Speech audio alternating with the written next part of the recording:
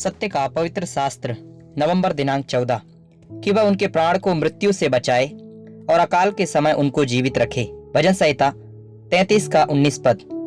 अकाल का समय हमें एक ऐसे समय का स्मरण कराता है जबकि अन्न और जल का नहीं पर परमेश्वर के वचन का अकाल इस पृथ्वी पर आने वाला है। और बहुतेरे लोग जो इस अकाल के लिए तैयारी नहीं कर रहे हैं, वे नहीं जानते कि आज प्रभु यीशु की कलीसिया में उसके पवित्र आत्मा के द्वारा पवित्र वचन का सुकाल है। और जो बुद्धिमान व्यक्ति है वो इस वचन की भरपूरी का पूरा लाभ उठाकर अपने आप को और अपने आत्मा की रक्षा करने के लिए यत्न करेंगे। आमोस की किताब 8 अध्याय का 11 से 13 पद। परमेश्वर यहोवा की यह वाणी है, देखो ऐसे दिन आते हैं जब मैं इस देश में महंगी करूंगा। उसमें ना तो अन्न की भूख और ना पानी की प्यास होगी, परंतु यहोवा के वचनों के सुनने ही की भूख प्यास होगी। और लोग यहोवा के वचन की खोज में समुद्र से समुद्र तब और उत्तर से पूरब तक मारे मारे फिरेंगे, परंतु उसको ना पाएंगे। उस समय सुंदर कुमारियां और जवान पुरुष दोनों प्यास के मारे मूर्छा खाएंगे।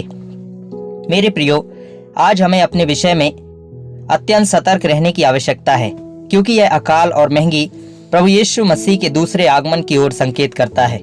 यूहन्ना सुसमाचार 16 अध्याय का 13 से 14 पद। परंतु जब वह अर्थात सत्य का आत्मा आएगा तो तुम्हें सब सत्य का मार्ग बताएगा, क्योंकि वह अपनी ओर से ना कहेगा, परंतु जो कुछ सुनेगा वही कहेगा और आने वाली बातें तुम्हें बताएगा। वह मेरी महिमा करेगा, क्योंकि वह मेरी बातों में से लेकर तुम्हें बताएगा। मसीह के वचन को अपने हृदय में अधिकाई से वसने दो और सिद्ध ज्ञान सहित एक दूसरे को सिखाओ और चिताओ और अपने अपने मन में अनुग्रह के साथ परमेश्वर के लिए भजन और स्तुति गान और आत्मिक गीत गाओ। कुलुस्सियों की पत्री 3 अध्याय का 16 पद।